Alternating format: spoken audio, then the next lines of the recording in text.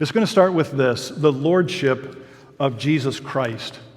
Now, we have articulated our purpose like this before, to know and to make known the supremacy of Jesus Christ. Sometimes we've said the surpassing value of Jesus Christ, but I think it's even more succinct to say the supremacy of Jesus Christ.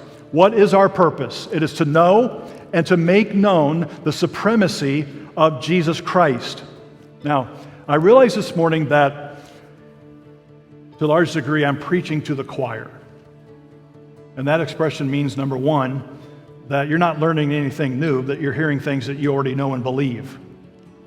There's also another aspect of preaching to the choir, because the choir is behind the pastor, right? And so preaching to the choir means that the choir is also affirming the pastor in what he's saying. So we typically do that by saying, amen. You may find something in this message that you will be compelled to say amen.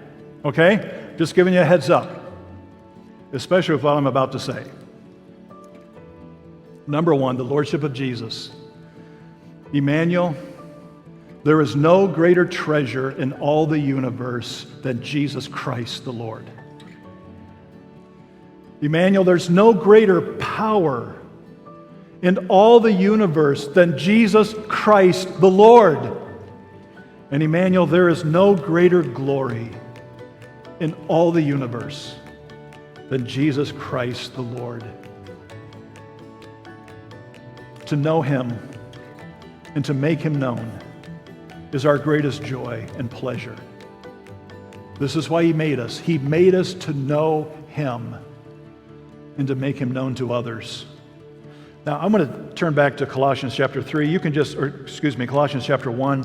You can just listen to this, but I wanted these words just to pour over you this morning as we think about the Lordship of Jesus Christ. And I'm going to start reading in verse 13 of Colossians 1. He has delivered us from the dominion of darkness and transferred us to the kingdom of His beloved Son, in whom we have redemption, the forgiveness of sins. He is the image of the invisible God, the firstborn of all creation, for by Him all things were created in heaven and on earth, visible and invisible, whether thrones or dominions or rulers or authorities.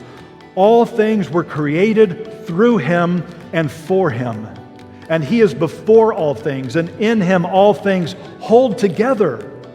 And He's the head of the body, the church.